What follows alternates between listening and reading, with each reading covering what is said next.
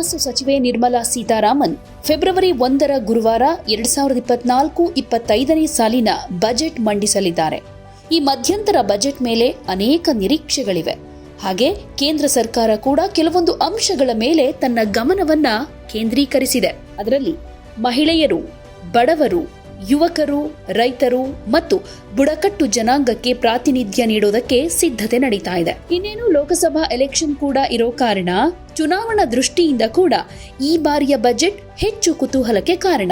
ಹಣಕಾಸು ಸಚಿವೆ ನಿರ್ಮಲಾ ಸೀತಾರಾಮನ್ ನೇತೃತ್ವದ ಚುನಾವಣಾ ಪೂರ್ವ ಬಜೆಟ್ ಮಹಿಳೆಯರು, ಬಡವರು, ಯುವಕರು, ರೈತರು ಮತ್ತು ಬುಡಕಟ್ಟು ಜನಾಂಗದವರನ್ನ ಒಳಗೊಂಡಿರೋ ಸಮಾಜದ 5 ಪ್ರಮುಖ ವರ್ಗಗಳ ಕಲ್ಯಾಣ ಯೋಜನೆಗಳತ್ತ ಕೇಂದ್ರೀಕರಿಸಲಿದೆ. ಭಾರತೀಯ ಜನತಾ ಪಾರ್ಟಿ ನೇತೃತ್ವದ ರಾಷ್ಟ್ರೀಯ ಪ್ರಜಾಸತ್ತಾತ್ಮಕ ಒಕ್ಕೂಟ ಅಂದ್ರೆ ಎನ್ಡಿಎ 3ನೇ ಅವಧಿಗೆ ಅಧಿಕಾರದ ಗದ್ದುಗೆಯನ್ನ ಏರುವ ಗುರಿ ಹೊಂದಿದೆ. ಇದು ಪ್ರಧಾನಿ ನರೇಂದ್ರ ಮೋದಿಯವರ ಅಂತರ್ಗತ ಬೆಳವಣಿಗೆಗೂ ಬದ್ಧವಾಗಿದೆ.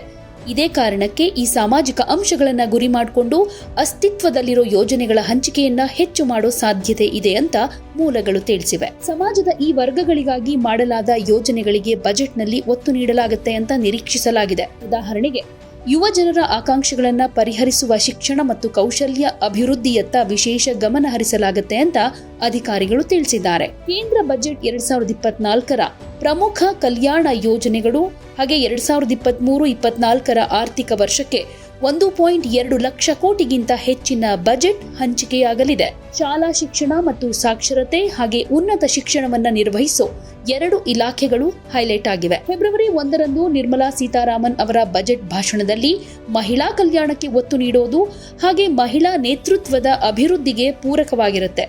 ಮಧ್ಯಪ್ರದೇಶದಲ್ಲಿ ಇತ್ತೀಚೆಗೆ ನಡೆದ ವಿಧಾನಸಭಾ ಚುನಾವಣೆಯು ಮಹಿಳಾ ಮತದಾರರ ಮಹತ್ವವನ್ನ ಒತ್ತಿ ಹೇಳಿದೆ. ಕಾಂಗ್ರೆಸ್ ಮತ್ತು ಬಿಜೆಪಿ ಎರಡೂ ಮಹಿಳೆಯರಿಗಾಗಿ ಯೋಜನೆಗಳನ್ನು ನೀಡ್ತಾ ಇವೆ. ಇದೇ ಕಾರಣಕ್ಕೆ ಈ ಬಾರಿಯ ಬಜೆಟ್ನಲ್ಲಿ ಮಹಿಳೆಯರಿಗೆ ವಿಶೇಷ ಕೊಡುಗೆಗಳನ್ನ ನಿರೀಕ್ಷೆ ಮಾಡಲಾಗಿದೆ. 2023-24ರಲ್ಲಿ ಬುಡಕಟ್ಟು ಕಲ್ಯಾಣ ಯೋಜನೆಗಳನ್ನ ಅನುಷ್ಠಾನಗೊಳಿಸುವ ಜವಾಬ್ದಾರಿ ಹೊಂದಿರೋ ಬುಡಕಟ್ಟು ಅಭಿವೃದ್ಧಿ ಸಚಿವಾಲಯ ಹಂಚಿಕೆಯಲ್ಲಿ ಗಮನಾರ್ಹ ಹೆಚ್ಚಳ ಕಾಣ್ತು. ಇದೇ 2024-25ರಲ್ಲೂ ಮುಂದುವರಿಯೋ ನಿರೀಕ್ಷೆ ಇದೆ. ವಿಶೇಷವಾಗಿ ಏಕಲವ್ಯ ಮಾದರಿ ವಸತಿ ಶಾಲೆಗಳ ಕಾರ್ಯಕ್ರಮ ಅಂದ್ರೆ EMRS ಇದು ವಸತಿ ವ್ಯವಸ್ಥೆಯಲ್ಲಿ 6ರಿಂದ 11ನೇ ತರಗತಿವರೆಗಿನ ಪರಿಶಿಷ್ಟ ಪಂಗಡದ ಮಕ್ಕಳಿಗೆ ಉಚಿತ ಶಿಕ್ಷಣವನ್ನು ಒದಗಿಸುತ್ತೆ. ಜೊತೆಗೆ ವಿಕಸಿತ್ ಭಾರತ್ ಸಂಕಲ್ಪ ಯಾತ್ರೆಯಂತಹ ಯೋಜನೆಗಳ ಮೂಲಕ ಬುಡಕಟ್ಟು ಕಲ್ಯಾಣಕ್ಕೆ ಹಣ ಒದಗಿಸುತ್ತೆ. ಇದಲ್ಲದೆ PM ಕಿಸಾನ್ ಸಮ್ಮಾನ್ ನಿಧಿ ಯೋಜನೆಯ ಅಡಿಯಲ್ಲಿ ಸಾಮಾಜಿಕ ವರ್ಗಾವಣೆಯಲ್ಲಿ 33% ಹೆಚ್ಚಳದಿಂದ ರೈತರು ಪ್ರಯೋಜನ ಪಡೆಯುವ ನಿರೀಕ್ಷೆ ಇದೆ. ಯೋಜನೆಯು 2023-24ರಲ್ಲಿ 60,000 ಕೋಟಿಗಳನ್ನ ನಿಗದಿಪಡಿಸೋದ್ರೊಂದಿಗೆ ಮುಂಬರುವ ಆರ್ಥಿಕ ವರ್ಷದಲ್ಲಿ ಪ್ರಮಾಣಾನುಗುಣ ಹೆಚ್ಚಳವನ್ನ ನಿರೀಕ್ಷೆ ಮಾಡಲಾಗಿದೆ.